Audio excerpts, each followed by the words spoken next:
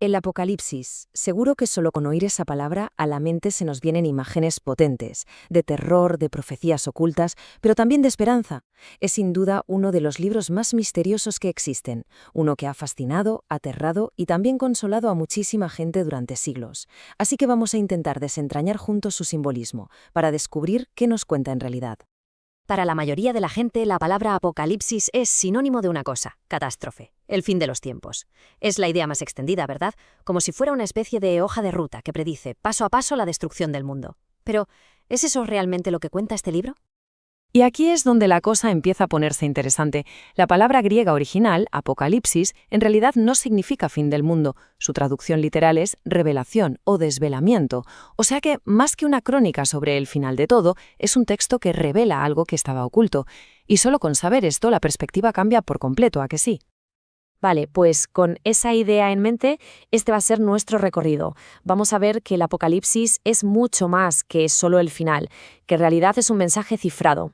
Analizaremos sus visiones, las 4 grandes formas de interpretarlo y, lo más importante, cuál es su mensaje central de esperanza. Muy bien, pues vamos a ello. Para entender bien el libro, lo primerísimo es entender su género. El Apocalipsis no es un libro de historia, ni una biografía. Pertenece a un tipo de escritura muy concreto, la literatura apocalíptica. Y este género tiene sus propias reglas, sobre todo el uso de un lenguaje muy potente y simbólico para comunicar el mensaje. Y lo fascinante de este género es cómo funciona. Pensemos un poco. Visiones superdramáticas, un simbolismo muy fuerte con números, animales, ángeles, luchas cósmicas. Nada de esto es casual. En esencia, es un mensaje cifrado. No está pensado para leerse como las noticias de hoy, sino como una gran metáfora, un estilo que ya venía de textos más antiguos como el libro de Daniel. Entonces, si era un mensaje cifrado, la pregunta es, ¿para quién era? Porque esto no se escribió en el aire. Tenía un lugar, un momento y sobre todo una audiencia muy concreta que necesitaba escuchar justo eso. Pues bien, el libro se escribió seguramente alrededor del año 95 después de Cristo. En ese momento los cristianos estaban sufriendo una persecución bastante intensa bajo el emperador romano Domiciano. El autor, al que conocemos como Juan de Patmos, no estaba escribiendo para un futuro lejano, no. Le escribía a 7 comunidades muy concretas que estaban en plena crisis, para darles un mensaje de ánimo. Aunque a primera vista pueda parecer un caos de imágenes extrañas una detrás de otra, el libro en realidad tiene una estructura sorprendentemente clara.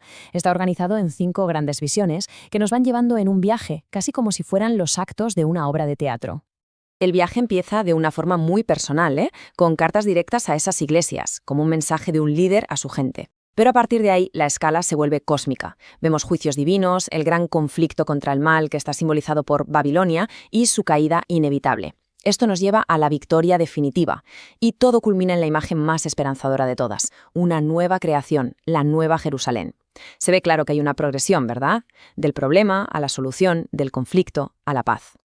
Ahora bien, con un texto tan rico, tan simbólico, pues no es de extrañar que no haya una única forma de leerlo. De hecho, a lo largo de los siglos han surgido 4 grandes escuelas de interpretación, que nos ofrecen maneras distintas de entender lo que significa. A ver, por un lado está la visión preterista, que dice que casi todo se cumplió ya en el siglo I, en esa lucha contra el Imperio Romano. Luego la historicista, que lo ve como un mapa de toda la historia de la Iglesia. La futurista, que es muy popular hoy en día, cree que la mayoría de las profecías son para un futuro fin de los tiempos que aún no ha llegado. Y finalmente, la idealista o simbólica, que lo interpreta como una representación atemporal, una metáfora de la lucha entre el bien y el mal.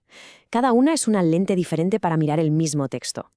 Pero bueno, más allá de todas estas visiones e interpretaciones, que son complejas, el punto crucial es este. El libro tiene un mensaje teológico central.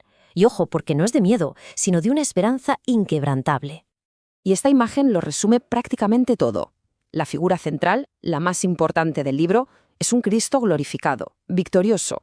No se le presenta como una víctima, sino todo lo contrario, se le describe con una autoridad absoluta, como una figura de poder definitivo, que al final tiene el control de la historia. La promesa final del libro es, por tanto, una de redención total. Esta cita, que describe la Nueva Jerusalén, resume perfectamente la culminación de ese plan divino, un futuro donde el sufrimiento y la muerte han sido vencidos para siempre. Al final, el propósito original del Apocalipsis era dar consuelo. Era un recordatorio potentísimo para aquella gente que sufría, para decirles que su lucha no era en vano, que la justicia divina iba a llegar, y que la victoria final no es de los emperadores ni de los tiranos, sino de Dios. Y hoy, 2000 años después, este antiguo libro sigue resonando. Para millones de creyentes sigue siendo esa fuente de esperanza que promete la victoria final del bien. Pero es que, incluso más allá de la fe, sus temas sobre la justicia, el abuso de poder o el destino de la humanidad siguen alimentando debates en nuestra sociedad. Así que volvemos a la pregunta inicial, pero ahora con una perspectiva completamente nueva. Después de haber desvelado su significado original, su contexto y su mensaje central, la pregunta que queda en el aire ¿es el Apocalipsis un libro para infundir miedo o es, en última instancia, una profunda revelación de esperanza?